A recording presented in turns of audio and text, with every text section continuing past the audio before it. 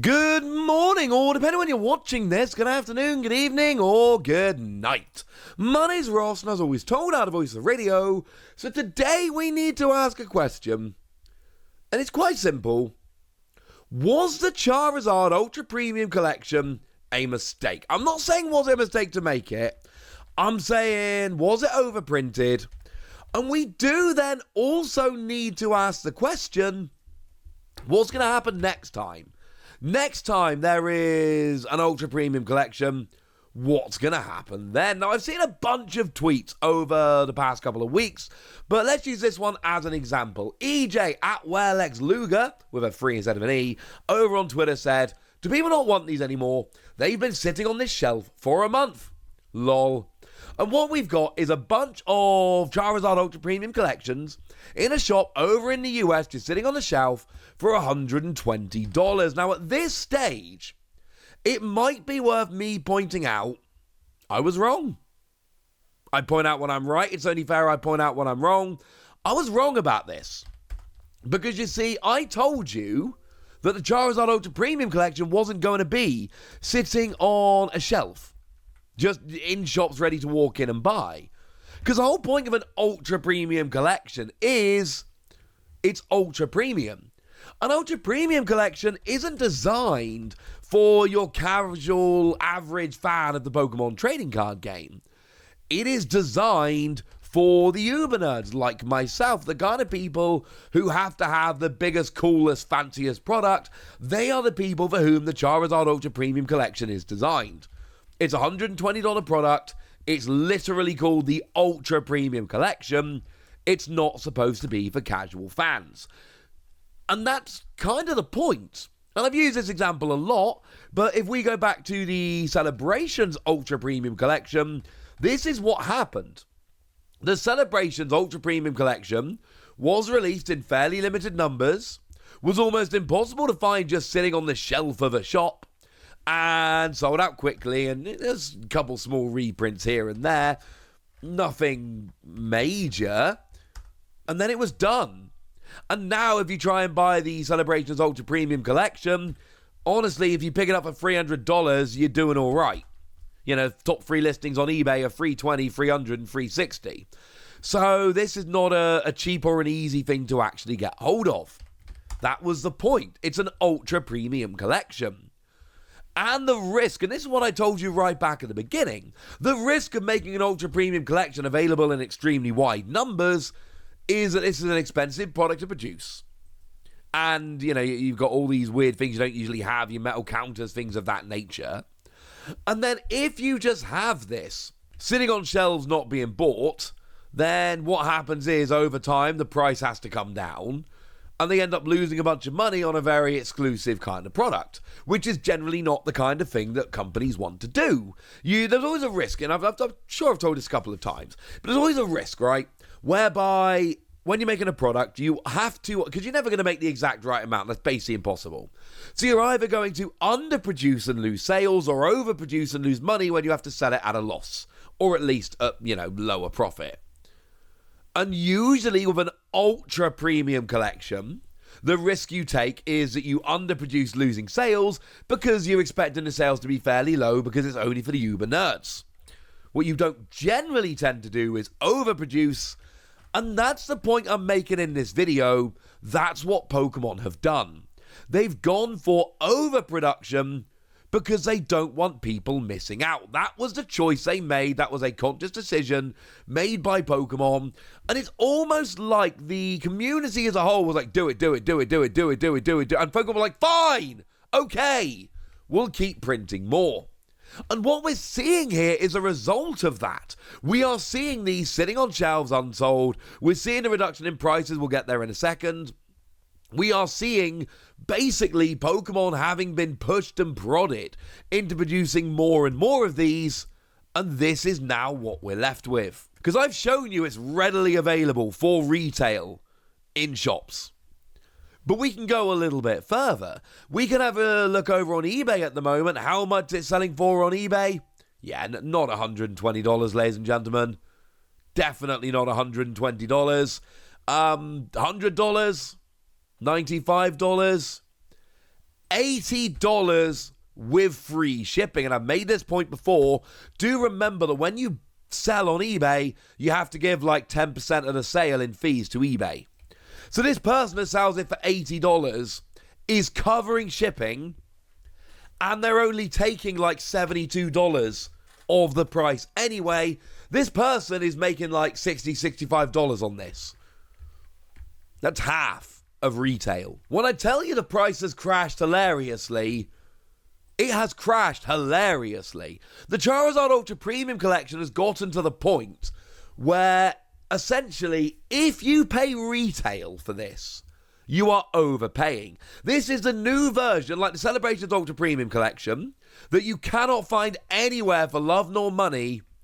We have now gotten to the point where if you buy this for retail, you have overpaid. That's weird, ladies and gentlemen. We are in a very, very weird situation here. But I've got to be perfectly honest with you. I love it. And I'm delighted by this. Because the other thing is, if we look at the Charizard Ultra Premium Collection, right, and what it actually contains, you've got your 16 packs, but my pulls were terrible. Not everyone's were, but I know a lot of people's were. You can never really know what you're getting. You got a bunch of, your metal dice, your metal counters, etc., which are cool, but it's not why you're buying it. You got your playmat, you got your sleeves. Again, they're cool, but you can pick all of this stuff up on the secondary market on Facebook, etc., for very, very little at this stage. So really, what you're buying this for, the point of this are the promos. Those lovely alternate art promos, the V, the V-Star, the V-Max. They are absolutely beautiful and wonderful and lovely, and we love it. Okay.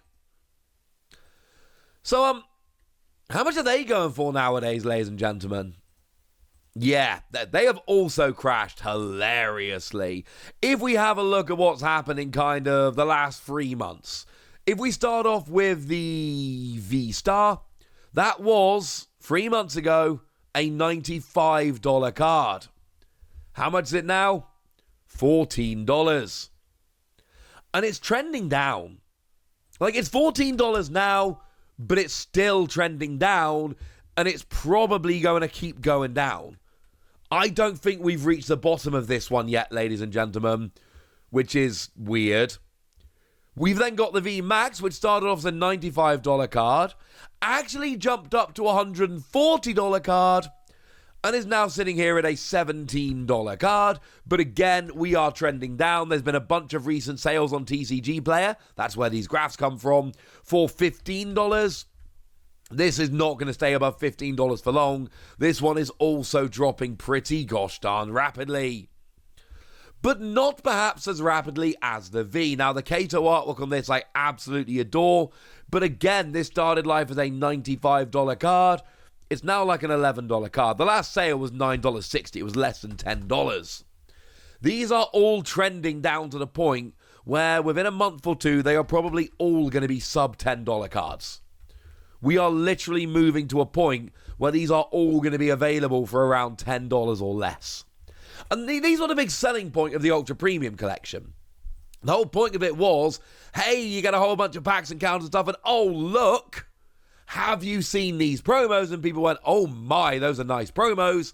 And that was the main reason for buying these. And initially, people were picking up the Charizard Ultra Premium Collection, and they were selling these free promos for $40 each or more, i.e. covering the cost of the box. And then they were getting a bunch of free packs and other stuff, and they were, passing this out and selling it for a profit and all of that. But even splitting these boxes up, you're not really making much of a profit. I mean, 16 packs, but on the secondary market, realistically, you're not getting $4 for random packs. You're probably getting 3 if you're lucky, says $48. Then we add in these free promos, which are, optimistically, like $45 for the pair. So you got $48, you add on your $45, you're at $93, you're still $27 away, and maybe you can sell the accessories for that. And then best case scenario, you've broken even on the retail price. And that's basically the best you can hope for. This is a product on which it's basically become impossible to make money. unless you crack packs and get exceedingly lucky, which is not really something you should be relying on now, is it? So was it a mistake? I mean, it's clearly been overprinted. That's obvious. You can see by the crashing price it has been overprinted. That is a fact. Was it a mistake to overprint it? I mean, you've got to bear in mind, from Pokemon's point of view, right, they got so many complaints from people about how hard the Celebrations Ultra Premium Collection was to get, that they've clearly gone the other way, and now they're clearly losing a bunch of money on unsold product, or at least they're probably going to lose some money on the unsold product. But as I explained to you, it's basically impossible to know what the best option is. So all you're ever doing is just making your best guess, trying to make sure you get it right and crossing your fingers. But what's going to happen next time? Next time there's an Ultra Premium Collection, what's going to happen? Do Pokemon go nuts with the printing like they did with the Charizard one? And just accept they're going to lose a bunch of money to keep the fans happy?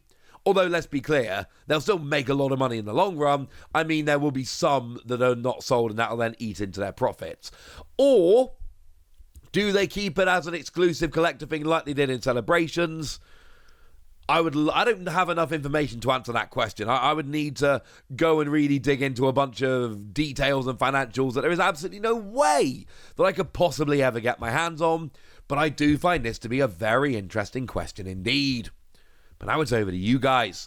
I want to know if you've picked this up. I want to know if you're interested in this. I want to know what you would do if you were Pokemon. Would you risk losing money over printing, or would you keep it nice and select and lose some sales? Go nuts in the comment section, but be nice. And then make sure you like this video, subscribe to this channel, follow me on Twitter at @TheWasi. That's where we talk about Pokemon and card games and Pokemon card games, all kinds of fun things. And please do consider checking out patreon.com/PTCG Radio, where you can support the channel. You can get some bonus podcasts where I answer all of your questions. You can join a Discord and chat about us about whatever you like. And you can get shout-outs on the channel like the lovely Mike, who's been a supporter of ours for a while now and is a very lovely person. So thank you very much to Mike for the support and for being a very lovely person. But by far the most important thing, as always, look after yourselves till next time, would ya? Thank you very much for watching. My name's Ross, and you've been watching PTCG Radio.